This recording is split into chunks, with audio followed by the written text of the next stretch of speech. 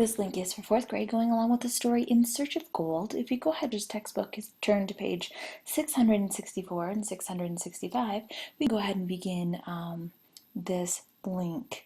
What I'd first like to do is go ahead and go over the vocabulary words that we're going to encounter in this particular unit. First one is reference.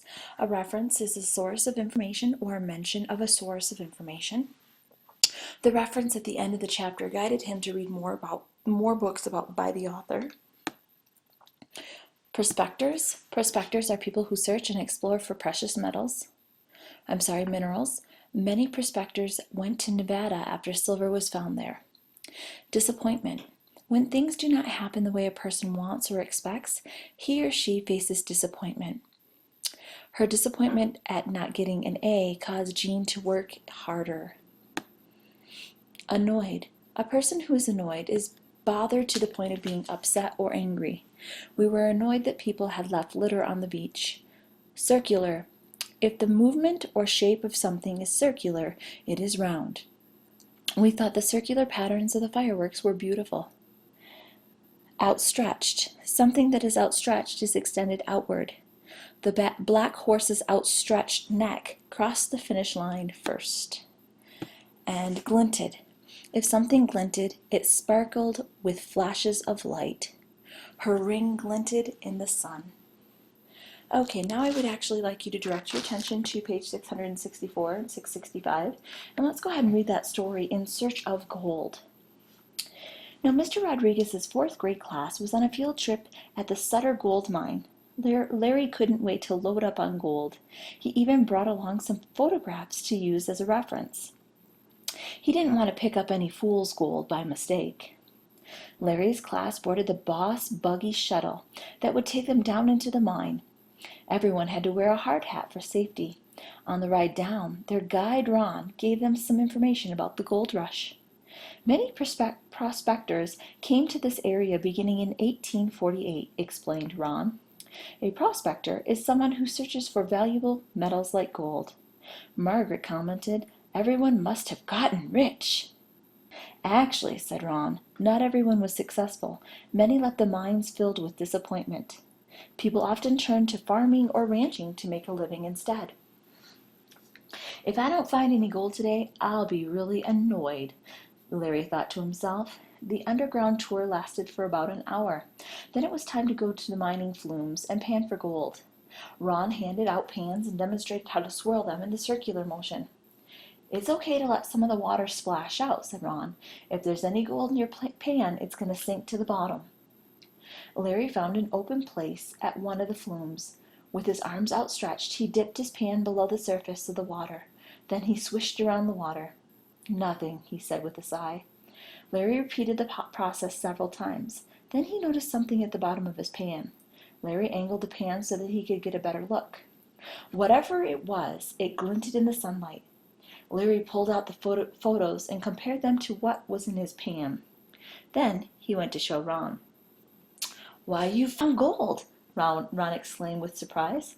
Everyone gathered around to see. It was just a small piece, but Larry felt like he had hit the jackpot.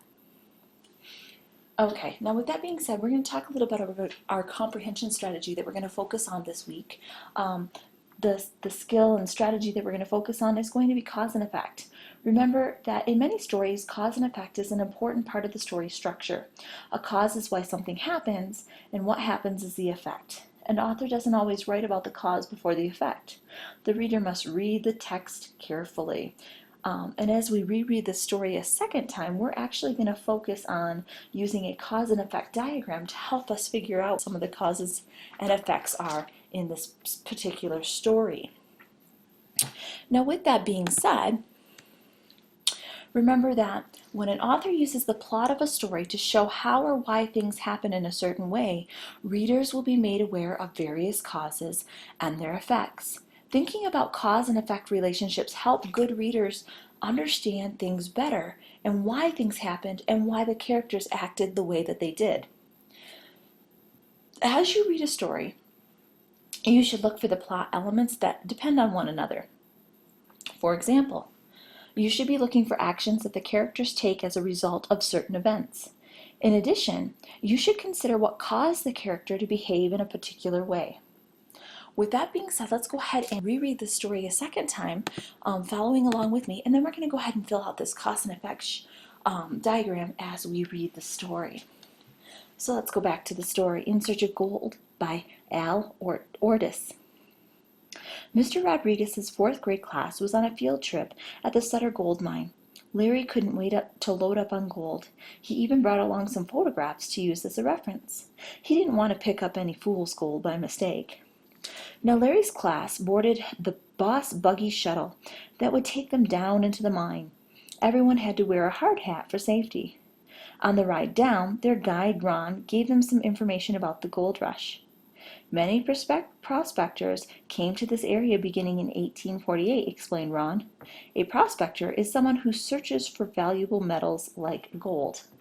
Now I'm going to stop right there. Now I know that the authors don't always state directly what caused certain things to happen, so I'm going to have to read carefully and use clues from the story. For example, what caused Larry to be concerned about picking up fool's gold instead of real gold? He must have had read somewhere about a mineral called pyrite, which probably looks just like gold. Sometimes the author doesn't need to say what caused something because the reason is so obvious. For example, it is clear why everyone must wear a hard hat when they go into the mine. It is because it became a rule after people had probably been injured. So with that being said, let's continue to read, okay? And then I would like to talk a little bit about a cause and effect. Now Margaret commented, "Everyone must have gotten rich." "Actually," said Ron, "not everyone was successful. Many left the mines filled with disappointment. People often turned to farming and ranching to make a living instead." Now with that being said, we can say that because someone found a lot of gold, what was the effects that someone found a lot of gold? If we read in that, it would probably be, look back at the third paragraph when they talk about prospectors. Someone found a lot of gold, and the effect of that is going to be that many people came there to try their luck, because they wanted to find gold also. They wanted to get rich quick, right? Now, Margaret said everyone must have gotten rich, correct? Now, what Ron had replied is that not everyone did. So we can say that because many people did not find gold,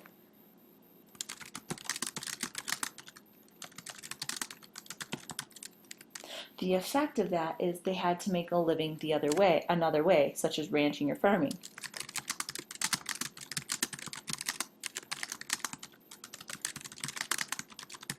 So many people did not find gold. They had to find, and the effect would be that they had to find another way of making a living.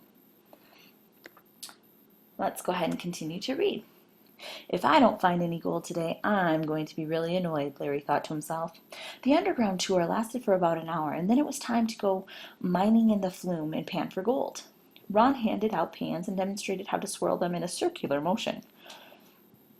"It's okay to let some of the water splash out," said Ron. "If there's any gold in your pan, it's going to sink to the bottom." Okay? I'm going to stop right there. Now, we know that obviously since they're still panning for gold, this effect here is they're still panning for gold. Panning for gold is still an effective method because people are still finding gold, correct? So we're going to say the effect is panning for gold is still an effective method. Now the cause of showing that panning for gold is still an effective method is we can say that gold is heavier than the other material in the mine. Because Ron said that everything was, if it was gold, it was going to sink to the bottom. It didn't matter if water splashed out, that gold was going to sink. Okay, let's go ahead and finish. Larry found an open place at one of the flumes, and with his arms outstretched, he dipped his pan below the surface of the water, and then he swished around the water. Nothing, he said with a sigh. Larry repeated the process several times, and then he noticed something at the bottom of his pan. Larry angled the pan so that he could get a better look. Whatever it was glinted in the sunlight. Larry pulled out the photos and compared them to what was in his pan. Then he went to go show Ron. "Why, you've found gold!" Ron exclaimed with surprise. Everyone gathered around to see. It was just a small piece, but Larry felt like he had hit the jackpot. Okay, so because Larry brought photos of real gold, what was the effect? So Larry brought real photos of gold. What was the effect? What was the effect? Well, he can identify the shiny substance in his pan. And obviously that shiny substance was gold. Okay, I'm going to go ahead and conclude the link there. If you have further questions or concerns about cause and effect, you can always ask me at the Learning Center. You can give me a call, you can email me, or you can go ahead and join virtual office hours and ask those questions.